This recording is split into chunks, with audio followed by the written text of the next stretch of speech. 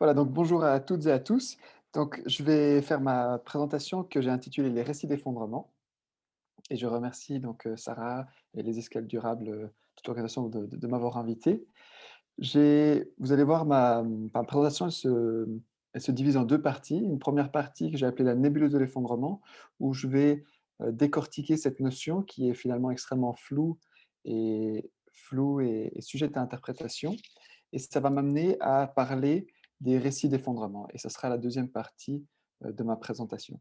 et vous verrez, j'ai mis en petits points, surlignés en gras les nœuds qui permettent de suivre le fil de mon argumentaire, de pourquoi et que j'en viens à analyser finalement les récits d'effondrement. Alors, heu, comme je l'ai dit tout à l'heure, donc lorsque j'ai commencé ma thèse de doctorat sur, la question de l'effondrement, bah, j'ai épluché beaucoup de littérature. Donc j'ai commencé même avant que le mot collapsologique, soit créé, mais, j'y ai trouvé une notion qui était extrêmement vague, extrêmement floue, sujette à interprétation et la première question que je me suis posée, c'est: «Bon alors voilà, qu'est-ce qu'on entend finalement par effondrement?» Et donc au fil de mes recherches, je me suis rendu compte qu'il y avait plusieurs auteurs, c'est ceux que vous voyez ici cités sur le PowerPoint, qui ont cherché à élaborer une théorie générale, de l'effondrement, donc une théorie qui permettait d'expliquer, l'ensemble des effondrements de civilisations anciennes. Et ce qui était intéressant, c'est que chacun des auteurs avait un peu sa propre, approche ou perspective, donc on se retrouve avec une multitude d'approches différentes. Ce qu'ils avaient par contre en revanche de commun, c'était qu'ils cherchaient à identifier des mécanismes, communs aux effondrements, c'est-à-dire des mécanismes qui permettaient d'expliquer à la fois l'effondrement de Rome, l'effondrement des Mayas. Par contre, ce à quoi ils ont été, forcés, c'était évidemment de procéder à une certaine simplification des différentes, sources ou des différents faits historiques. Ils ont procédé à une montée en généralité et c'est ce qu'on va voir. C'est face à cette, montée en généralité que d'autres auteurs, plutôt des spécialistes, se sont souvent opposés. Il y a eu des controverses ou en tout cas des débats, mais on va dire que cette méthode a été, forcée puisqu'ils cherchaient à élaborer une théorie générale. Alors peut-être très rapidement, je vous les présente, comme ça les différents auteurs assez rapidement. Donc il y avait par exemple Joseph Tainter qui dans une approche plutôt sociopolitique a montré donc il s'est basé sur la loi des rendements marginaux décroissants pour montrer qu'une société est en fin de compte une organisation, qui sert à résoudre les problèmes qu'elle rencontre et pour ce faire, elle augmente en complexité. Et il a montré que cette augmentation de la complexité, elle suit la loi des rendements marginaux décroissants, donc une courbe de Gauss, et qu'au bout d'un moment, l'augmentation de la complexité coûte beaucoup pour rapporter finalement peu de bénéfices, et c'est à ce moment-là qu'une société devient vulnérable. Il y a Jared Diamond avec son livre populaire qui a fait beaucoup de bruit, Collapse, qui identifie une grille d'analyse de 5 facteurs, dont je vais juste citer 2, les 2 plus importants selon lui, qui sont la dégradation de l'environnement et des ressources naturelles, et aussi les réponses des sociétés aux problèmes qu'elles rencontrent. Et il a montré, c'est le sous-titre de son livre, que certaines sociétés, en répondant de manière inadéquate, on peut dire, se sont effondrées, alors que certaines qui ont répondu aux problèmes de manière appropriée, ont survécu. Comme je disais, c'était le titre de son sous-titre de son livre. Il y a William Catton, qui est un sociologue américain qui a, lui, popularisé et puis arrêté le concept d'overshoot et de capacité de charge dans l'environnement. Donc overshoot, c'est le dépassement et la capacité de charge, c'est tout simplement la capacité qu'un environnement a à supporter, les besoins d'une population donnée et il montre que voilà, lorsque la population, elle dépasse la capacité de charge de son environnement, lorsqu'une société la dépasse, elle est sujette à effondrement et c'est cette, perspective qu'on a retenue pour, construire le concept d'empreinte écologique, par exemple, ou le concept du jour du dépassement, vous savez, le jour, où la Terre, où on dépasse, les ressources que nous produise la Terre. Il y a le rapport Meadows que je pense beaucoup connaissent, qui, très rapidement a juste pour dire que, bah, le rapport Meadows a été un des premiers à avoir, présenté la question du systémisme et j'ai encore cité aussi le modèle Andy, qui est un modèle mathématique avec deux équations, en l'occurrence 4, mais des équations proie-prédateur, des équations différentielles qui permettent, de simuler, la proie, la nature, le prédateur, l'homme. Et ce qui est intéressant dans ce modèle, c'est qu'ils ont intégré les inégalités les inégalités sociales, excusez-moi, et ils en viennent à la conclusion qu'il y a deux 2 scénarios d'effondrement. Le premier, c'est l'épuisement des ressources et la dégradation de la nature, et le second, c'est en raison des inégalités sociales.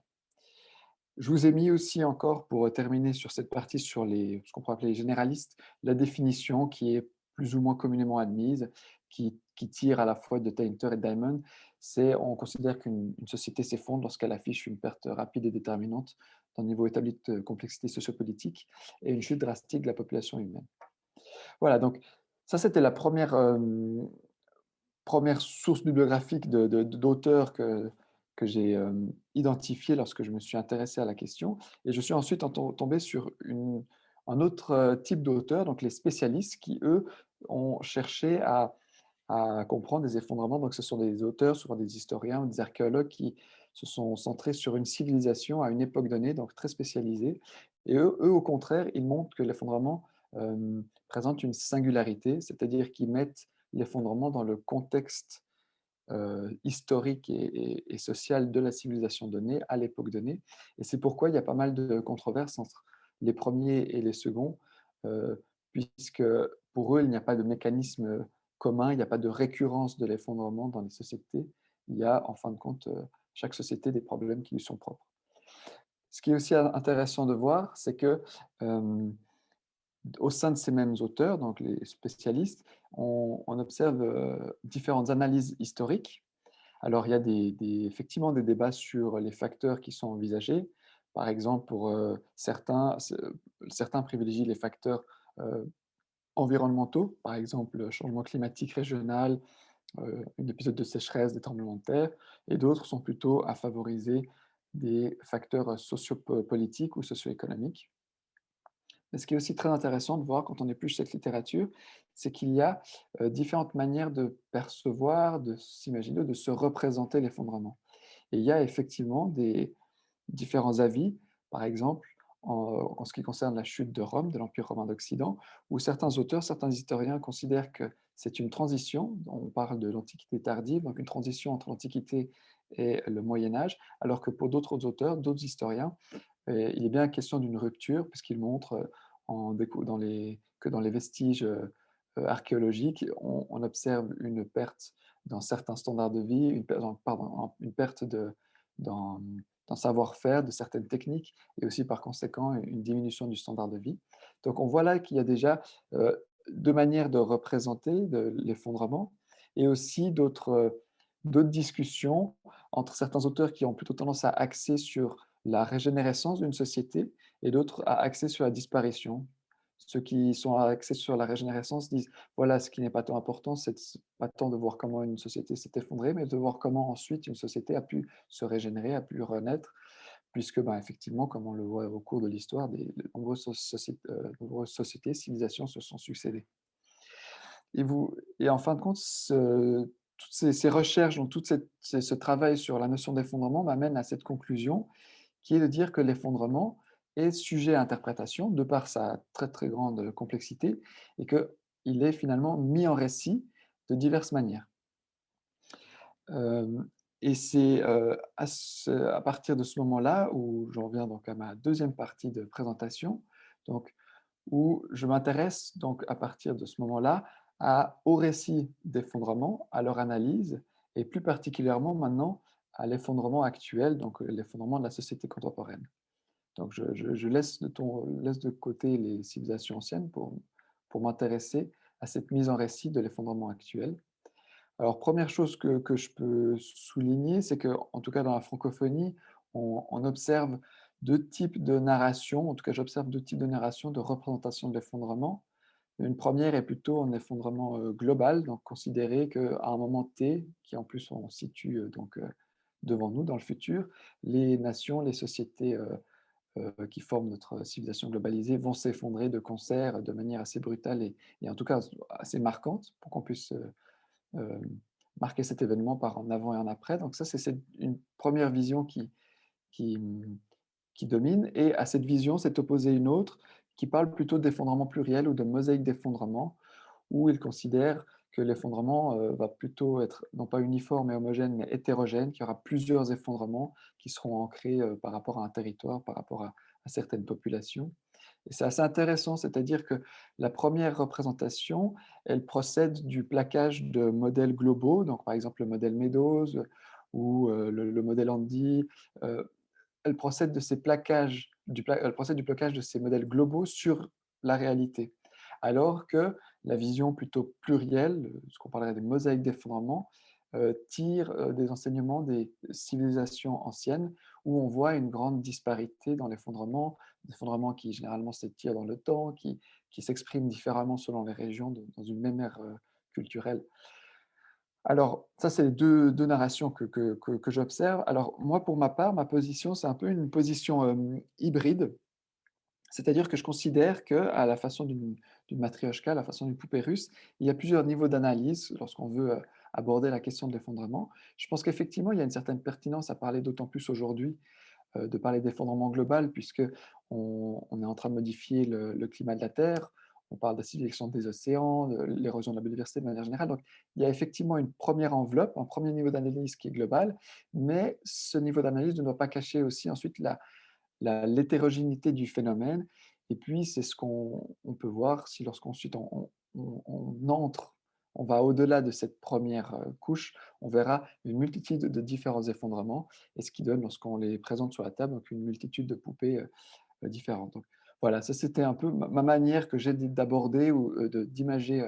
la question de l'effondrement. Et j'ai encore rajouté cette petite remarque. Alors évidemment, je parle de récit de l'effondrement. Alors ce n'est pas dans l'optique de relativiser et de dire que c'est quelque chose qui est sujet à interprétation. Il y a quand même effectivement un bien fondé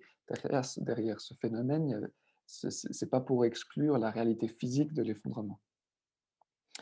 Et à ce niveau-là de mes recherches, à ce niveau-là de ma réflexion, en fin de compte, j'observe qu'il y a quand même une particularité, si on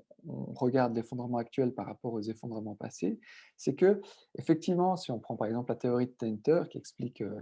par la complexité les effondrements, on peut concevoir une certaine dynamique de l'effondrement, dynamique d'une société à l'échelle régionale, et en fait, parallèlement à cette dynamique, concevoir une autre dynamique pour l'espèce humaine. Donc, pour l'humanité.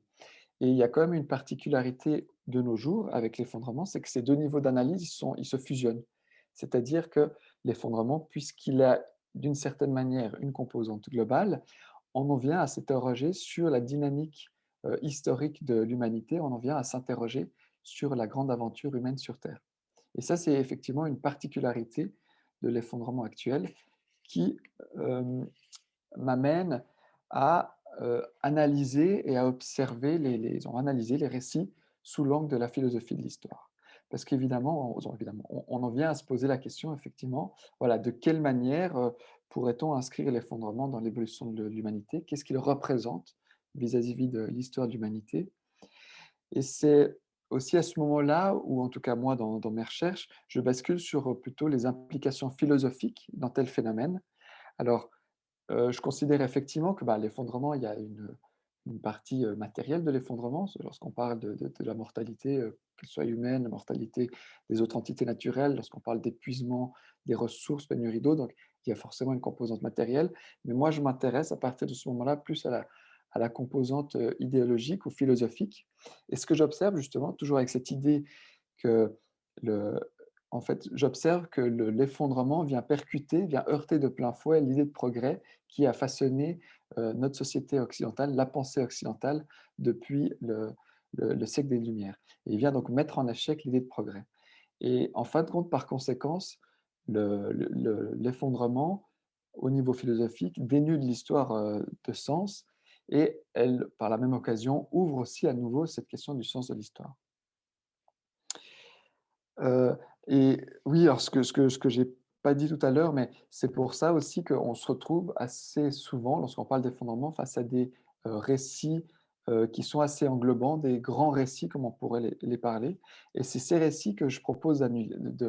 d'analyser, en tout cas ce que je fais dans ma thèse, à partir de la question suivante: dans quelle dynamique, on verra pourquoi il y a S en parenthèse, dans quelle dynamique historique les récits inscrivent-ils l'effondrement? Et j'analyse donc ces différents ouvrages qui parlent de l'effondrement à partir de 3 représentations de la temporalité humaine, ou ce qu'on pourrait aussi parler de chronosophie. Une première chronosophie qui est la chronosophie progressiste, qui est celle dans laquelle on baigne actuellement dans la société occidentale, l'idée selon laquelle nous sommes sur une marche du progrès, alors certes indéfinie, puisqu'on l'a ôté du tout le sens téléologique ou théologique qu'on a pu lui donner à l'époque. Mais bon, bref, l'idée selon laquelle le futur sera mieux que le présent mieux que le passé. La vision rétrograde, qui elle plutôt est une chronosophie, si vous voulez, décliniste, régressive, et on trouve souvent lié à cette chronosophie l'usage du mythe de l'âge d'or, c'est-à-dire cette idée selon laquelle il y avait, à une certaine période, en âge d'or mythique, il y avait le Jardin d'Éden, donc en état, ou l'état naturel de l'homme en harmonie avec la nature, en état antérieur qui était idéal, qui était harmonieux, et dont nous sommes sortis, et que du moment que nous en sommes sortis, nous en sommes retrouvés sur une pente décadentielle, une pente de déliquescence. Et la troisième chronosophie, donc le troisième angle à partir duquel j'aborde et j'analyse les récits, c'est la chronosophie cyclique, donc celle qui est propre, par exemple, à des auteurs comme Toynbee ou Spengler, ou comme tout le monde le connaît, là, on la retrouve dans la pensée grecque et romaine, par exemple chez Marc Aurèle, l'idée selon laquelle il y a une répétition inéluctable répétition inéluctable de l'histoire, selon laquelle les civilisations, comme bien d'autres choses, connaissent des cycles qui sont cycles de naissance, de grandeur, d'apogée, de déclin et ensuite de mort. Et si vous voulez, en analysant les récits, donc ces différents ouvrages sur la collapsologie, sur l'effondrement, j'observe qu'ils véhiculent, alors très souvent, c'est vrai de manière implicite, ces différentes chronosophies, mais aussi, ce qui est assez intéressant, de manière conjointe. C'est vrai que j'ai essayé de chercher, j'ai pas voulu dans mon travail catégoriser ces discours, leur mettre des étiquettes ou les faire rentrer dans des cases. C'était plutôt voir leur richesse et voir quelles sont les différentes visions qui se proposent et de voir aussi comment elles s'articulent ou comment elles, se, elles sont mises en parallèle. Et on retrouve, je vous ai mis là ici quelques différents éléments qu'on retrouve, par exemple, dans une perspective plutôt progressiste, l'effondrement est présenté comme un défi à relever ou comme une étape à franchir, comme une tempête à traverser, qui donc connote, ou dénote plutôt, dénote une vision progressiste de l'histoire, de l'évolution de l'humanité. Il y a aussi une métaphore qu'on retrouve, qui est donc l'humanité qui grandit, la métaphore de l'humanité actuelle qui serait dans une pato-adolescence, donc l'humanité tel un adolescent qui vit de manière débridée, qui consomme, qui gaspille, et qu'il faudrait gagner en maturité, il faudrait qu'on passe à l'âge adulte. Donc aussi une connotation progressiste. Et puis finalement, dans sa tranche peut-être la plus extrême, l'idée selon laquelle on va dépasser nos limites, c'est l'idée propre à l'accélérationnisme, au transhumanisme, à la géo-ingénierie, selon laquelle on a maîtrisé la nature. Maintenant, il s'agit de maîtriser l'environnement à l'échelle planétaire, donc maîtriser la planète, faire un monitoring de la planète, voire quitte à maîtriser d'autres systèmes, d'autres planètes. Il y a cette idée-là aussi qui ressort. Selon la perspective progressiste, on trouve aussi certains éléments. L'idée, par exemple, d'une aliénation consumériste, c'est-à-dire que nous sommes entrés dans une société de consommation, pardon, et que nous avons été aliénés par cette consommation et dont il s'agit de sortir. C'est-à-dire que c'est notre société de consommation qui nous corrompt et qui nous met dans cette pente décadentielle. L'idée aussi, selon laquelle, et c'est pour ça que j'ai mis le préfixe re, il s'agit de se reconnecter à la nature, et donc j'insiste sur le reconnecter, c'est l'idée selon laquelle il y aurait eu un état où on aurait été à une certaine époque plus en harmonie, on aurait été plus connecté à la nature, plus que père de lien, plus connecté aussi aux autres humains, et qu'il faudrait en fin de compte retrouver cet état, se reconnecter à la nature. Ou alors, aussi une frange un peu plus extrême, l'idée de survie, donc propre au survivalisme, qui est l'idée ou l'imaginaire qui est développé selon lequel, un peu qui reprend au cinéma hollywoodien post-apocalyptique, sur lequel il s'agira de vivre dans un monde de violence accrue et de conflits en augmentation. Et finalement, euh, d'autres éléments qu'on retrouve dans les récits, ce sont l'idée donc de transition et de métamorphose qui dénotent une vision cyclique. Donc transition dans le sens où nous sommes dans une phase descendante, il nous faut entamer une transition qui nous permette de retrouver une phase de ascendante ou l'idée surtout d'émergence, c'est-à-dire une transition pour que d'autres choses puissent émerger avec cette idée de renouveau, de renaissance. Certes, il y a quelque chose qui s'effondre, qui chute, mais elle est aussi la possibilité d'un renouveau. Par exemple, un auteur qui, son Pablo Servigne pour le citer, qui souvent donne l'exemple d'un arbre, la société industrielle symbolisée par un grand arbre qui s'effondre, qui certes fait des dégâts lorsqu'il s'effondre, mais qui ensuite laisse sa place à des jeunes pousses, à des nouveaux arbres de grandir et de prendre la place. Et on retrouve, je vais terminer là-dessus aussi, certaines analogies ou certaines analogies avec l'idée de maladie, de trauma, l'effondrement comme un trauma où il y a plusieurs phases à passer, des phases d'acceptation, de deuil, donc tout un processus à engager pour qu'ensuite on puisse en guérir. Et si vous voulez, les conclusions de cette analyse me portent à dire que nous sommes en train de vivre une époque charnière, si vous voulez, au niveau philosophique, dans la pensée occidentale, à l'instar de ce qu'on a pu observer durant la querelle des anciens et des modernes, ou à l'instar de ce qu'on a pu observer avec l'émergence du romantisme, qui était un très fort contre-courant à l'idéologie du progrès. Donc une période où les visions de l'histoire, elles sont à nouveau remises en question. Et c'est ça qui m'intéresse avec l'effondrement, c'est que euh, l'effondrement, puisqu'il interroge sur la question du sens de l'histoire, qu'il interroge sur l'aventure humaine, elle remet en question ces mouvements et on observe actuellement qu'elles sont, auprès des auteurs, en train de se mêler, certaines fois aussi elles s'entrechoquent dans certains auteurs qui argumentent, qui défendent plus ou moins telle ou telle vision, voire même ce que je suis en train d'observer maintenant avec les derniers ouvrages que je suis en train d'analyser, où les positions sont en train un peu de se raffermir, de se cliver, euh, et on pourrait ce clivage ou ces positions, on pourrait les éclairer à la lumière de ces différentes chronosophies. Et donc j'en arrive donc à la conclusion de ma présentation sous la forme d'une ouverture et qui sert à faire le lien avec la thématique du jour, donc les émotions au cœur de la transition écologique, qui était de dire, ben voilà, finalement, euh, quel grand récit pourrait-on construire, quelle dynamique et sens nouveau peut-être pourrait-on donner à l'histoire, sachant que alors, c'est certes pas la question émotionnelle, je pense que c'est plutôt là une question philosophique, une question d'un sens à chercher, un sens philosophique, mais avec cette idée quand même que, eh ben, on pourrait construire, on pourrait essayer de chercher à développer un grand récit qui puisse rassembler, qui puisse mobiliser et qui puisse être aussi dans cette idée, participer à une transition écologique. Voilà, donc une question que je laisse ouverte pour la séance de questions tout à la fin. Merci de votre attention.